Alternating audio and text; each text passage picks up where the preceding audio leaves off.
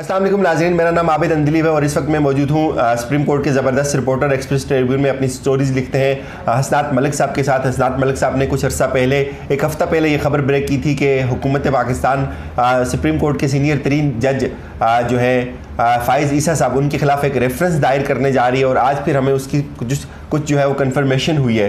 ये बाखबर रहते हैं हालात से, ये समझते हैं इस पे क्या सुप्रीम कोर्ट के ख़िलाफ़ में ये रेफरेंस कोर्ट के ख़िलाफ़ तस्वर होगा, सुप्रीम कोर्ट की साथ ये मुहाज़ तरीके इंसाफ किस तरह से इसको लेके जाएगी। एक तरफ वो इकानमी के साथ लड़ रही है, एक तरफ अपोजिशन उनसे नाला है और दूसरी तरफ क्या ये अदलिया के ख़िलाफ़ भी एक जंग है। सर बहुत बहुत शुक्रिया, आपने ये खबर ब्रेक की, इसका बताइएगा कि क्या इम्पेक्ट फैक्टर क्या होगा इसका। जी शुक्रिया आबिद साहब। बेसिकली ये जो तकरीबन हफ्ता या जुमे को फेडरल गवर्नमेंट ने जो है ये रेफरेंस फाइल किया है दो जजेस के ख़िलाफ़, एक जस्टिस काजी फ़ाइज़ ईसा जो सुप्रीम कोर्ट के जज हैं और दूसरे के आगा सिंध हाई कोर्ट के जज। इन दो जजेस के ख़िलाफ़ रेफरेंस है और रेफरेंस में जो एलिगेशन है वो ये है कि जी इन दोनों ने जो अपनी स्पाउसेस यानी बेगमात हैं उनकी जो प्रॉपर्टीज़, एक जस्टिस ईसा साहब के जो उनके है कि उनकी उनकी बेगमात की 3 प्रॉपर्टीज़ थी मुख्तलिफ जो बैरून मुल्क थी, वो इनकम टैक्स में जो वेल्थ टैक्स स्टेटमेंट है उसमें डिस्क्लोज़ नहीं की गई। मतलब स्टेटमेंट इसी तरह जो के आगा हैं उनके हवाले से भी है कि उनकी 2 प्रॉपर्टीज़ जो उनकी बेगमात की हैं वो वेल्थ स्टेटमेंट में डिस्क्लोज़ नहीं की। अब डिस्क्लोजर ये देखना है कि वेल्थ स्टेटमेंट जो फेडरल गवर्नमेंट कहती है, जो सीनियर गवर्नमेंट फंक्शनरी हैं उनसे बात हुई हमारी, तो वो कहते हैं ये जो इनकम टैक्स का 116 सेक्शन है उसकी वायलेशन है। एफबीआर का इसका इनकम टैक्स 2001 है या क्या, उसका ये वायलेशन है कि उन्होंने वेल्थ स्टेटमेंट में जो स्पाउसेस की जो प्रॉपर्टी थी वो डिस्क्लोज नहीं की। ये इनका जो जिस्ट है एलिगेशन का वो ये है। मतलब टोटल रेफरेंस इस पे बेस कर रहा है कि अपनी बेगम के नाम पे जो प्रॉपर्टी थी उसको डिस्क्लोज नहीं किया। अब ये है कि क्या उसमें ये भी एलिगेशन है कि किस इसमें सोर्स से ली गई, ये मनी ट्रेल भी बताएं, ये भी मे भी हो जाए, क्योंकि अमूमन ये उनका एक क्लेम भी रहता है कि जो अब रेफरेंस फाइल हुई हैं जो गवर्नमेंट अहदेदार हैं, अभी तक ऑन द रिकॉर्ड तो नहीं लेकिन ऑफ द रिकॉर्ड वो ये कहते हैं कि अगर एक प्राइम मिनिस्टर नवाज शरीफ यहाँ इस चीज़ पे हो गया मनी ट्रेल बताएं, इमरान खान से मनी ट्रेल पूछी गई तो सुप्रीम कोर्ट के जजेस से भी मनी ट्रेल पूछी जाए, तो ये एक है। अब इसमें जो है वो करप्शन का तो कोई ऐसा एलिगेशन नहीं है कि उन्होंने कहीं करप्शन की है, किसी से पैसे लिए हैं। इवन सुप्रीम जो गवर्नमेंट के ऑफिशियल हैं टॉप, वो भी मानते हैं कि वो मैन ऑफ इंटीग्रिटी हैं, जो दोनों आप खुद देखते हैं, हम खुद भी उनको देखते हैं। जी। अब ये चीज़ है कि उन पे जो ये इल्ज़ाम है ये इसमें मिसकंडक्ट बनता है कि नहीं, क्या ये जो वेल्थ स्टेटमेंट में नॉन डिस्क्लोजर है, ये पहले तो ये देखना होगा कि जो स्पाउसेस हैं वो बेगमात जो हैं वो डिपेंडेंट हैं या इंडिपेंडेंट है। वेल्थ स्टेटमेंट क्या वो अपने भी अगर वो सोर्स है, हाँ, अगर उनका अपना सोर्स है तो फिर जज पे कैसे आएगा कि जी भाई, तो फिर उन पे लायबिलिटी, फिर इवन जज पे होगा, तो जज पे अगर नॉन डिस्क्लोजर है तो नॉन डिस्क्लोजर पे कैसे आप जो है वो क्या नाम है नॉन डिस्क्लोजर है और उस पर अगर ये साबित हो जाता है, पहले तो साबित करना है, तो फिर उसके बाद अगर ये साबित हो जाता है तो फिर कोड ऑफ कंडक्ट की वायलेशन कैसे होगी, वो भी साबित करना पड़ेगा। क्योंकि कौन सा आर्टिकल कोड ऑफ कंडक्ट में, ये तरह तो आप देखें तो एक जज साहब हैं वो ड्राइविंग कहीं जाते हैं और उनका चलान हो जाता है, तो क्या वो चलान हो गया तो मिसकंडक्ट, ये चीज़ है ना, हर वायलेशन जो है वो मिसकंडक्ट नहीं हो सकती। अब इसमें देखना है, लेकिन वो जो गवर्नमेंट अहदेदार हैं वो ये कहते हैं कि सुप्रीम जुडिशल काउंसिल ने इससे पहले जस्टिस फ़ारूक इरफान पे इसी किस्म के एलिगेशन पे प्रोसीडिंग की, ऐसा ही नेचर का केस है, अब भी यही नेचर का केस है, इसमें जो है ना इनके खिलाफ कार्रवाई इरफान के केस में क्या हुआ था? वो उसमें जब ट्रायल चल रहा था तो वो तकरीबन इस्तीफा दे दिया था। ठीक है, ये भी रिसेंट की बात है। लेकिन वो केस और मेरा ख्याल है कि अब देखें, अब एक तो बात यह है कि इसमें हमारे पास कोई कंप्लेंट नहीं है, हमें जो ज़बानी बता दिया जाता है गवर्नमेंट ऑफिशियल की तरफ से पूरी हद तक मेहनत है, लेकिन हमें अभी तक रेफरेंस की कापी नहीं मिल रही। इन पीसेस इंफॉर्मेशन पीसेस में आ रही है, कभी कोई चीज़ आ जाती है, कभी कोई आ जाता है, थोड़ा थोड़ा करके, तो जब तक रेफरेंस की कापी अभी वो खुद भी उन्होंने खत लिखा कि यार अगर रेफरेंस मेरे खिलाफ है तो मुझे इसकी कॉपी दी जाए। वही मैं कह रहा हूँ कि अगर रेफरेंस की कापी आएगी वो देखेंगे, वकील भी जिस वकील वकला से हम बात करते हैं, सारे वकला यही कहते हैं कि जी अगर आपके पास रेफरेंस की कापी है हमें दिखाएं, फिर हम उस पर आप लीगल ओपिनियन दे सकते हैं। इन हालात में कोई ओपिनियन भी सच नहीं दे सकता। तकरीबन बातें जो हैं वो हवाओं में ही हो रही हैं, क्योंकि हमारे पास कोई ऐसी चीज़ नहीं है कि जिसकी बेस पे हम कहें कि ये पर्टिकुलर, ये एक मतलब जिस्ट है, लेकिन ये भी एक ज़मानी बताया हुआ जिस्ट है कि जी नॉन डिस्क्लोजर है स्पाउस प्रॉपर्टीज़ का, फॉरेन में है, यूके में है, ये इस तरह की, लेकिन जब कोई डॉक्यूमेंट हमारे हाथ आएगा तो फिर पता चलेगा। लेकिन आप ये बताइएगा, आप क्या ये समझते हैं कि इस दफ़ा जो रेफरेंस दायर हो रहा है, पहले भी इसी तरह होता था, चीज़ें बाहर नहीं आती थी या पहले चीज़ें बाहर आ जाती थी, शौकत सिद्दीकी का हुआ उसकी भी चीज़ें पहले बड़ी पर्टिनेंट चीज़ें बाहर थी, लोग डिस्कस करते थे, जिस तरह भी ये फर्रुख इरफान साहब का आपने कहा, तो ये इनका जो केस है मेरे ख्याल में ये अपनी नोयत का अकेला कैसे कि कुछ चीज़ें डिस्क्लोज नहीं हो रही हैं। नहीं, इसमें तो बड़ा ये जो केस है जस्टिस ईसा का, इस हवाले से बड़ा ये अनलाइक जस्टिस शौकत सिद्दीकी, इनके बारे में मैं मतलब हम वसूख से कह सकते हैं कि ही इज़ मोस्ट पॉपुलर जो है ना जज इवन इन वकला में। सही ये है। इवन मेरी कोई तकरीबन 50 एक वकील से बात हुई, ऐसे वकला से बात हुई, इनमें से ऐसे वकील भी हैं जो इनके, क्योंकि वो एरोगेंट हैं, वो मतलब उनका वो जो स्टाइल है एक मतलब एग्रेसिव, वो सवाल जवाब करना, उस पर नाराज़गी रहती है सीनियर वकला से, लेकिन सारे वकला इस चीज़ पे मुतफिक हैं कि जी उन पे जो वो उनको जो है ना उन पे ये वो मैन ऑफ इंटीग्रिटी है, उनको रिजाइन, उनको उनके खिलाफ कार्रवाई नहीं होनी चाहिए, और वो उनके वो करप्शन या इस किस्म की जो नॉन डिस्क्लोजर का उन पे कोई ये डाउट भी नहीं कर पाता। ये बड़ा इंटरेस्टिंग है जब ये चीज़ें आएंगी, क्योंकि इवन उनके जो मुखालिफ वकील हैं जो पास्ट में भी, क्योंकि आपको पता है जस्टिस ईसा साहब की एक हिस्ट्री रही है, ये लायर मूवमेंट और उसके बाद ये मतलब ये प्रो लायर मूवमेंट, और ये इफ्तिखार चौधरी साहब ने इनको जज बनाया, लेकिन इनके जो इफ्तिखार चौधरी साहब के जो वकील मुखालिफ थे बहुत सारे वकील, तो वो भी अब इनकी बारे में कहते हैं कि ये इंटीग्रिटी पे कोई डाउट नहीं है। क्योंकि मैं आपको बताऊं कि अभी सुप्रीम कोर्ट के कोई 8 एक जजेस ने यहाँ प्लाट दिए हैं इस्लामाबाद में, रेजिडेंशियल प्लाट, तो और जो PHA और मुख्तलिफ जो है ना अप्लाई किए, इन्होंने अप्लाई ही नहीं किया। 2 दफ़ा ऐसा हुआ एंटाइटलमेंट इन्होंने कहा जी मैं क्यों कर, हालांकि ये कानूनी तौर पे उसके मुस्तहिक है, यानी और जजों ने किया तो ये भी कर सकते थे, तो उनके हवाले से ये करना ये बड़ा इंटरेस्टिंग होगा जी। लेकिन जो चीज़ें हमारे सामने आएंगी तो फिर पता चलेगा कि क्या है, कितना उसमें वज़न है, क्योंकि इसमें मैंने देखा है बहुत सारे जैसे वकील हैं, सरदार असलम साहब हैं, मखदूम अली ख़ान हो गए, और बहुत सारे वकील हैं, तो वो भी इनकी सपोर्ट कर रहे हैं। तो बड़ी हैरानगी है कि मुझे तो कोई ऐसा सच वकील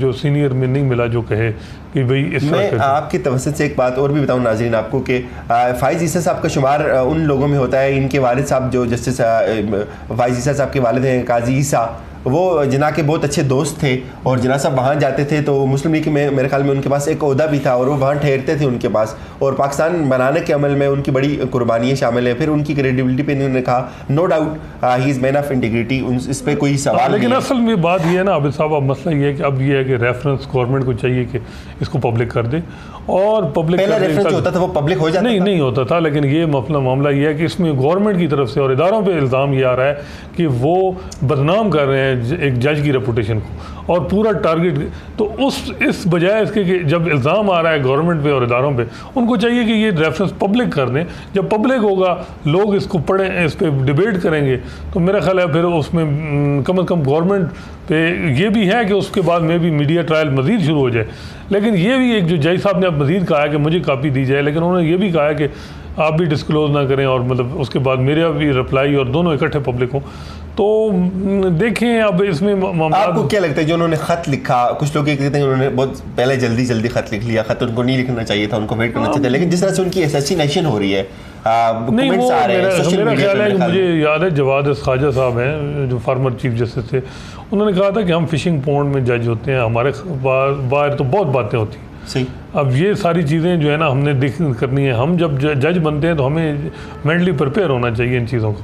और बात यह है कि हमें जो देखें अभी तक रिप्लाई नहीं आया, लेकिन हर बंदा ही उनकी कहता है कि वो इंटीग्रिटी है, कोई बंदा उस हवाले से मेरा ख्याल है बहुत सारी जो उनके हामी वकील हैं वो भी ये कह रहे हैं कि उनको ख़त नहीं लिखना चाहिए था, लेकिन मेरा ख्याल है कि उनको भी मशवरे दिए गए हैं, उनके भी बड़े हामी हैं। आपको पता है उनके मतलब हामी फार्मर जो साबिक जजेस हैं वो भी हैं, इफ्तिखार चौधरी साहब भी सुना है उनका रिलेशन अच्छा था,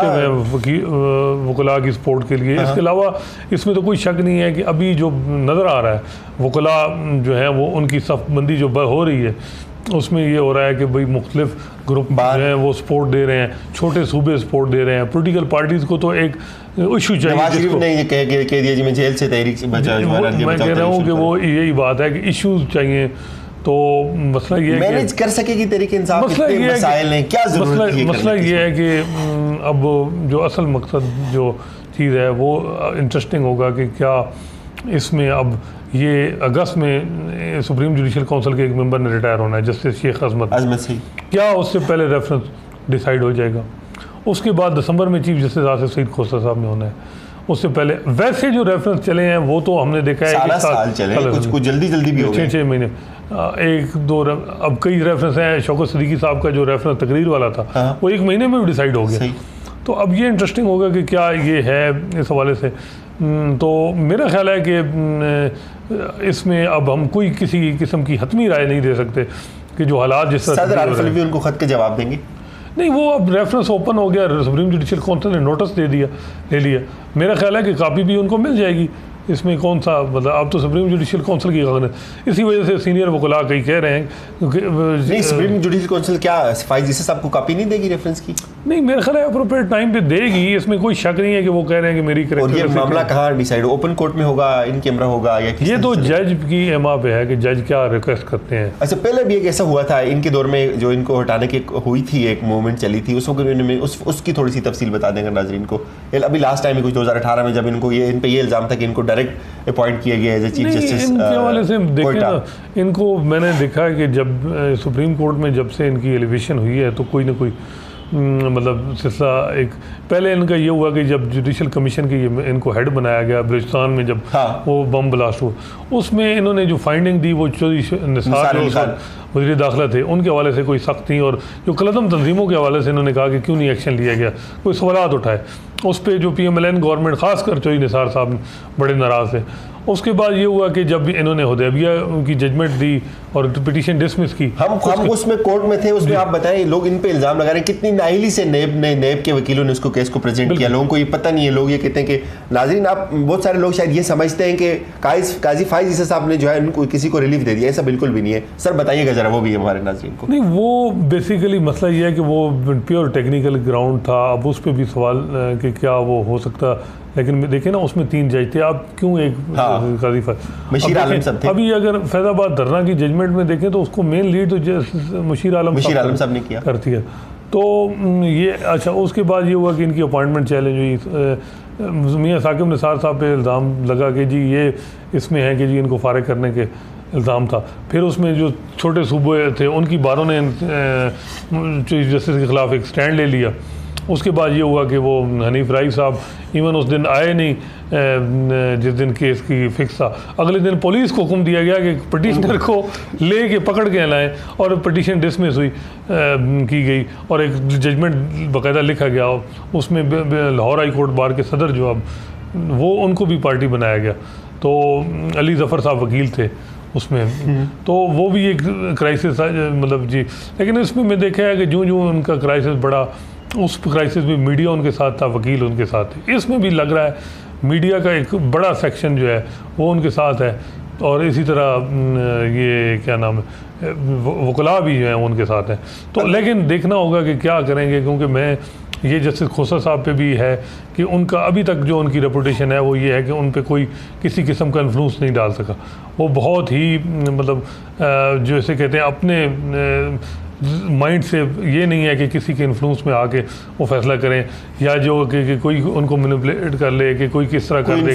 इन्फ्लुएंस कर दे, वो काम मेरा नहीं ख्याल होगा। और यही है कि इंसाफ होगा जो हमें लग रहा है कि इस पर। और इसी वजह से आप देखें जो 14 को नोटिस है उसमें मेंटेनेबिलिटी डिसाइड होगी, मेंटेनेबल क्या ये सुना जाए या नहीं, क्या काबिल समाअत भी है, काबिल समाअत है या नहीं। फिर उसके बाद शोकाज नोटिस होगा, शोकाज का जवाब आएगा, जवाब के बाद सुप्रीम जुडिशल काउंसिल देखेगी ये ठीक है। जब ये इसकी मेंटेनेबिलिटी पे भी सवाल अभी होना है, तो क्या उससे पहले रेफरेंस की कापी फाइज जिसे आपको मिलनी चाहिए थी, उन्होंने खत लिखने में मेरे ख्याल में नहीं, मेरा ख्याल है थोड़ी जल्दी तो की रेफरेंस अभी ये तय ही नहीं हुआ कि ये मेंटेनेबल है या नहीं। मेंटेनेबल है, लेकिन वो मसला ये है कि उस पर वो बहुत ज़्यादा क्योंकि एक सोशल मीडिया की वजह से मेरे ख्याल में ये मीडिया की वजह से तो बहुत ज़्यादा हो रही थी। तो मसला ये है कि हमारी जो सोसाइटी है बड़ी अनफॉर्चुनेट, बहुत ज़्यादा पोलराइज हो गई है। अब देखें तो अब एक चीज़ पे हमारे जो बहुत सारे हम देखा है, जो हमारी इस्टेब्लिशमेंट और पीटीआई की एक लाइन होती है और मुख्तलिफ पार्टीज़ की और होती है। मीडिया डिवाइड होता है। हमारा जो मीडिया, आधा मीडिया है वो एक साइड पे होता है, आधा मीडिया एक साइड, वो अपनी अपनी रीज़न ढूंढ रहा होता है। एक जो काई साहब के फेवर में है वो उसकी रीज़न ढूंढ रहा है, और जो दूसरा है वो सच की तलाश जो है वो बहुत कम कि कौन सा मतलब एक फेयर तरीके से किया जाए। तो इसमें मौजूदा हालात में हमें जर्नलिस्ट को भी अपनी क्रेडिबिलिटी, देखें क्रेडिबिलिटी का ख्याल है कि हमें किसी ऐसी भी मुहिम का हिस्सा ना हो कि जिसमें किसी जज के खिलाफ हमें मुहिम का हिस्सा बने, या उनकी तो हमें जो है ना प्रोफेशनल तरीके से अपने काम को चलाना है, और जो फैक्ट्स हैं जो रियल फैक्ट उनको नरेट करने बजाय इसके और अपनी मर्जी की और अपने ज़ाती बुग़्ज़ को शामिल। बिल्कुल। और लेकिन ये है कि मसला ये है कि जो इसमें परसेप्शन आ रही है, जो हो रहा है वो बड़ा ख़तरनाक होगा। इसमें इदारों को भी सोचना होगा, क्योंकि इसमें सोचना होगा कि मसला ये है कि ये कोई जो जजमेंट जिस पे अब एक परसेप्शन बनाई जा रही है वो, या जो भी है वो ये है कि जी एक फैज़ाबाद धरना की जजमेंट आई, उसके बाद जो है जस्टिस काजी फैज़ ईसा के खिलाफ रिव्यू पिटीशन फाइल हुई और उस कैरेक्टर असैसिनेशन हुई। उसके बाद प्रूफ जो हमारे जो मुख्तलिफ जगह से गवर्नमेंट ने अपना माइंड शो किया उनके खिलाफ, गवर्नमेंट ने किया। मतलब यही बात है कि इसमें अब देखेंगे इस हवाले से अब क्या होगा इसमें फ्यूचर, अगर इसी तरीके से ऑलरेडी जब गवर्नमेंट इतनी आप बता रहे हैं क्राइसिस में है, और मेरा ख्याल है कि इस वक्त सबसे ज़्यादा पीटीआई से ज़्यादा आपकी इस्टेब्लिशमेंट में बहुत दबाव है इकॉनमी का। लोग ये सवाल करते हैं कि जी आप इनको लाए, मीन्स कि जो मुखालिफ हैं वो पूरा यही चला रहे हैं कि जी इनको इस्टेब्लिशमेंट, मिलिट्री इस्टेब्लिशमेंट लाई इस पीटीआई को। अगर ये चीज़ मतलब होती है तो बड़ा ख़तरनाक होगा। इसमें अब मज़ीद जो ये चीज़ होगी, क्योंकि अब ये भी सवाल हो रहे हैं कि एक दफ़ा जब ये रेफरेंस आया तो इमरान खान साहब ने वापस कर दिया